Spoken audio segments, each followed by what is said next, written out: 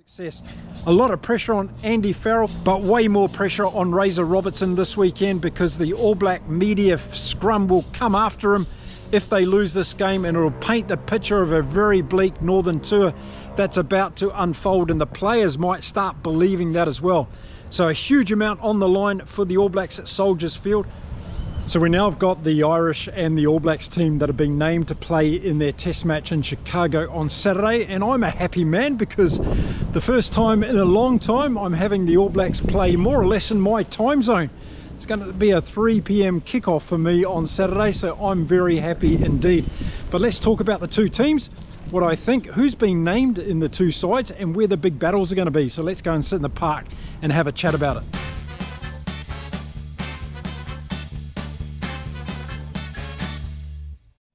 G'day everyone, welcome to Inside Rugby with Mark. If you haven't been here before, my name is Mark. I'm a Kiwi rugby fan and I'm living here in beautiful Cancun in Mexico. So if you hear anyone say, hey, the Kiwi guy who talks about rugby in Cancun, that's me. So let's get on with the show. Now, All Blacks versus Ireland, big game of course at Soldiers Field in Chicago in the weekend. The two teams have been named and I'm going to give you those two teams now and talk about them. So we'll talk about the All Blacks first, and let's see what Ray's is thinking about when he goes into this game. And you can tell a lot by his selections, of course, and I'll give you my verdict afterwards whether I think he's nailed it or not. So starting off at fullback, and we're going to see Will Jordan in the number 15 jersey, no doubt about that one. Of course, we're always going to see that. It seems to me that we've seen the days of Will Jordan on the wing for the New Zealanders, unless there's an injury problem that he has to cover for, but he's going to be in that 15 jersey. Moving out to the wings for the All Blacks, and it's Caleb Clark and Leroy Carter. For me, they basically picked themselves. I really want to see Caleb Clark get back into his good form that we saw last year. We haven't seen it in 2025. Of course, he's been in and out of this team, and this is his opportunity maybe to have a big one at Soldiers Field. Leroy Carter has done outstanding performances since being in the All Blacks. He scored a try in every game. Let's hope he keeps that tally going this weekend in Chicago, and I can't wait to see him again. He pops up all over the field. He's one of those wingers that's into everything. He's hungry to get his hands on the ball, and that's exactly what happens when you bring a new player into the All Blacks. They've got that hunger and desire to prove themselves, and that's what I want to see more of from Razor, to give those guys an opportunity. And then the midfield, well, yes, it's going to be Jordie Barrett and Quinn Tupaira again in the 12 and 13 jersey. Quinn Tupaira, of course, playing out of position in number 13, but he's going to be there again because they had a good game against Australia. That was one game. Many of you said we've found the solution now to the 12 and 13 problem. Well, I want to see more games of consistency from these two if they're going to be paired up at 12 and 13. Let's see how they go in the weekend. And then moving into the 9 and 10 for the All Blacks, well, was it going to be anybody else other than Cam Roigard and Beauden Barrett? No, it wasn't, and that's what we've got in this lineup.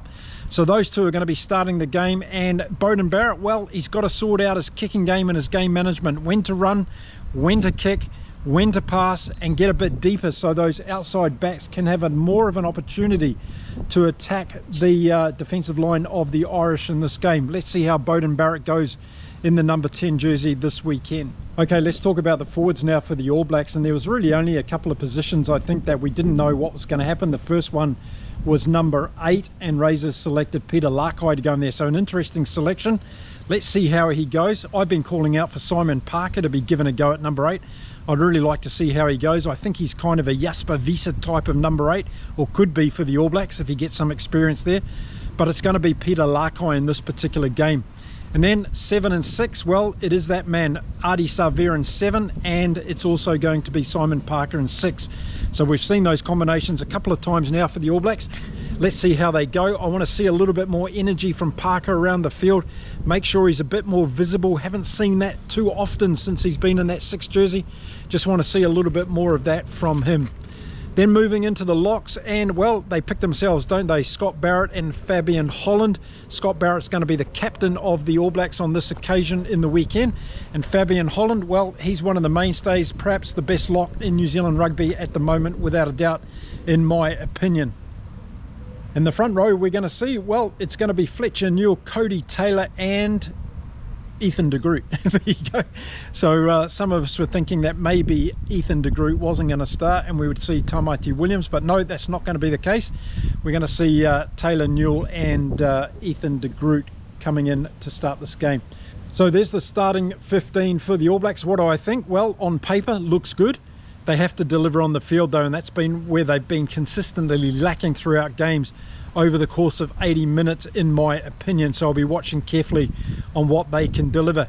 Now the All Blacks like to call their bench the impact players, so let's have a look at what impact they're going to have off the bench. And in the front row we're going to see Takiaho coming on, Tamaiti Williams and Tossie as the other prop. So an interesting front row to come on. I think he's got this right again. Having Tamaiti Williams coming on is a big asset for the All Blacks if he's playing well. We've seen him have a couple of up and down games recently in my opinion, but hopefully he's going to have a big one coming off the bench for the All Blacks. Now coming off the bench for the All Blacks in the other two remaining forward positions, we're going to see Josh Lord and Wallace Satiti. Probably the right picks as far as I'm concerned. One of the question marks was over whether or not we were going to see Wallace Satiti starting this game. The answer is obviously no, and we're going to see Josh Lord as the other forward pick in terms of lock coverage. And it's probably right as far as I'm concerned, but I want to see Josh Lord do a little bit more. He still hasn't stood up for me and said that, hey, I want to own this All Black jersey. I'm yet to see that kind of performance from Josh Lord. Let's see if it happens this weekend in Chicago. So there we go. Those are the forwards that are going to come off the bench. And for the backs, we're going to see, well, as probably predicted, we're going to see Cortez Ratama, we're going to see Lester Fainganuku, and we're going to see Damien McKenzie back on the bench again this weekend. So there we go. Those are the three backs. Overall, a good 23. But I just want to see these guys deliver consistently on the field and look like a team that's well-oiled and well-versed. If we get that, then they can go a long way to winning this game and potentially winning the Grand Slam that they've been talking about. Okay, so how does this All Black team stack up against their Irish opponents this weekend? Well, first of all, we need to know who the Irish opponents are. So let's go through the team. So the back three for the Irish and the backs this weekend, we're going to see Jamie Osborne at fullback, and on the wings we're going to see James Lowe and we're going to see Tommy O'Brien. So a good back three for the Irish. They could cause lots of different problems for the All Blacks, particularly with Osborne. He's got a great running game from the backfield, and he might be able to get under that high ball and do a lot of good counter returning for the Irish. Okay, then moving on to the Irish midfield, and it's going to be Gary Ringrose in the 13 and Stuart McCloskey in the 12. Good pick again. Interesting one here from Andy Farrell, not having Bundee Aki starting the game. He is on the bench for the Irish, so we'll have to see how Stuart McCloskey goes in the number 12 jersey. Well, all that debate around the 9 and 10 combination for the Irish, particularly in the 10 jersey, I think, was it going to be Prendergast? Was it going to be Crowley? It is Crowley on this occasion. He's going to be paired with Jamison Gibson Park in the 9 jersey. So there's the back line for the Irish. Plenty of power, speed, experience and youth in there as well.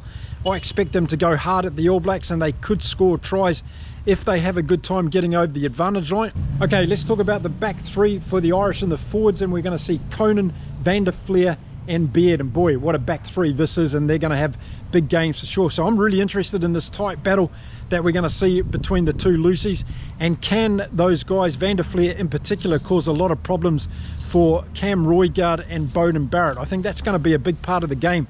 Can those two guys be shut down from doing any of those runs in those inside channels? Because I think that's where the All Blacks might try to exploit the Irish in this particular game.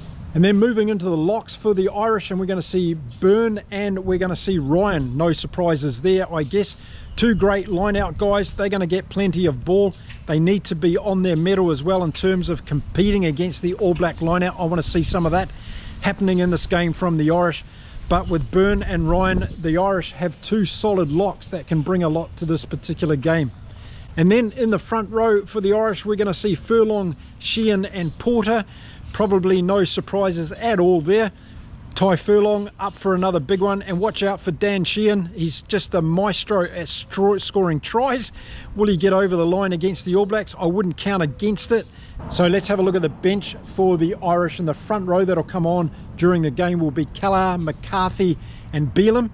Good three players there to come off the bench. Kelleher in particular has been impressing me with this Irish team over recent years, and I'm sure he'll give a great performance And then the other two forwards to come on for the Irish are going to be Henderson and Doris. So the lock in Henderson, and of course Doris, the number 8 or back rower for the Irish. So brilliant impact to come off the bench for the Irish.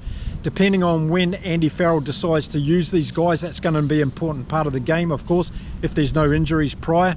But bringing them on at the right time in the second half, if that's when they come on, will be an important part. So then let's look at the backs that'll come off the bench for the Irish, and it's going to be Casey, Prendergast and Bundee Aki. 3 really good players there. Prendergast, of course, will be covering the inside backs, and Aki will be coming on for the outside backs. And obviously Aki will want to have a game and he shows Andy Farrell, hey, I should be starting in the 12 jersey for this Irish team. So there we go. Those are the two 23s that will be taking to the field this weekend in Chicago. So what do I think is going to happen? Well, I'm not going to move away from my original prediction with this one. If the All Blacks lose this game, it's going to be a nightmare tour for them to the north. I think there's so much pressure on this game for the All Blacks. They've got much more pressure than the Irish have, I believe, in this game. This is the Irish team's first hit up for the season. I don't buy into any of this rubbish that the All Blacks are going to be more hardened for this game. They've had a few weeks off. The Irish will come into it firing. If you look back on first test matches in any series for teams starting off, look at England last year in New Zealand, 1-point loss against the All Blacks. The English were coming into that as their first game. These Irish guys know how to play test rugby. They've played a lot of games together. They're not going to have any rustiness to get into this game. The All Blacks are going to hit the ground running, and it's going to be full on from that first whistle, no doubt about it. What I'm looking for from the All Blacks in this game on Saturday is a consistent performance across the 80 minutes. I don't want to see 10 minutes of brilliance and then they fall away, or they have a bad 20 minutes at the end of the game and the Irish come back into it and win it. Something like that. We want to see a performance that's really top notch from the All Blacks, that starts from the first minute and is maintained throughout the game. Of course there's going to be momentum swings, and Ireland are going to be in this game at different stages, but the All Blacks need to show leadership, they need to show discipline, they need to show good kicking strategy, and they need to show that DNA that they call their high intensity, fast impact game. They need to show creativity to get around the Irish defensive line, no matter whether it's a passive defence or a rush defence. The All Blacks need to come up with solutions, and a lot of people are putting their hat on Geordie Barrett and Quinn Tupai's combination in the midfield to do that. Well, I want to see Will Jordan getting back to scoring tries for this All Black team. I think there's a lot of self-belief gone out of Will Jordan in the last few games, and whether or not it's because of the way the All Blacks are playing or whether he's not getting enough opportunities from fullback, we need to wait and see for Saturday. But I want to see an improved performance from him, and also Caleb Clark coming back into the team. I know that we're going to get a good performance from Leroy Carter again, so it's really going to be up to Beauden Barrett to see whether or not he can stand or create the platform from number 10 to do the right things. Good kicking strategy, good distribution to his outside backs, and also good options to go for a run when he does. And if he puts those chips over the top of the defence to make sure that his backs know about it and there's going to be an opportunity. We need to see kicking contestables from Beauden Barrett this weekend. That's going to be a very important part of the game. But do not underestimate this Irish team, whether it's their first game at this time of the year or not. They're going to come out firing. They're going to want to keep this record at Soldiers Field intact. It's a little milestone that they've got, and they want to keep it against this All Black team. It's going to mean a lot for the Irish as they go through their own autumn series. Expect big games from Crowley at number 10. He's going to be a real key, I think, in this game for the Irish. So is their defence. If the All Blacks get on the front foot and they score 2 or 3 quick tries in that first half, it'll put the Irish under pressure. They need to maintain their patience, come back into the game. When they get some momentum, get down into the All Blacks side of the field and score points. Keeping the scoreboard ticking over is going to be important for Ireland in this encounter. Look, the Irish have got enough experience and leadership on the field to cause problems for the All Blacks in this game, and making sure they make the right choices at the right time and just executing their plays, that's what it's going to be on the line for Ireland in this game. So I think if the All Blacks get away to a good start, they may be very difficult to beat. But if Ireland are still in this at half-time, they've got that 40 minutes under their belt together as a team, they can come out and really believe they can take this one from the All Blacks. My heart and gut wants the All Blacks to win this one. It looks like a pretty good team on paper, but as I said before, they haven't been transitioning that team look on paper to great execution across 80 minutes on the field. And that's what I'm looking for from this All Black team before I can start calling them a true success. A lot of pressure on Andy Farrell, but way more pressure on Razor Robertson this weekend, because the All Black media scrum will come after him if they lose this game, and it'll paint the picture of a very bleak Northern tour that's about to unfold, and the players might start believing that as well. So a huge amount on the line for the All Blacks at Soldiers Field. I will be back after the game with a deep analysis of the game, give you my full review. I want to hear your thoughts and opinions on the team that Razor's selected, on the team that Andy Farrell has selected, and let's get the buzz and hype going around this game for the weekend. It's going to be an absolute cracker, and as I said, it's in my time zone, so I'm even more luckier than most of you. So there we go, that's my preview for this game. Enjoy the rugby over the weekend. I'll be here with videos along all the major games that are happening. England, Australia, South Africa, Japan, New Zealand, of course. The Barbarians are taking on the All Blacks 15 under Jamie Joseph's guidance. That's going to be another thing that we're looking at. And also the Argentinian 15 up against Munster this weekend. I'll be giving a little bit of a report on that game as well. Huge weekend of rugby. Let's get behind it. And don't forget, if you're part of the United Rugby Fans journey, reach out and tell us all about it, and check out our website. I'll put the link in this video below so you can become part of the world's fastest growing fan organisation in the game of rugby.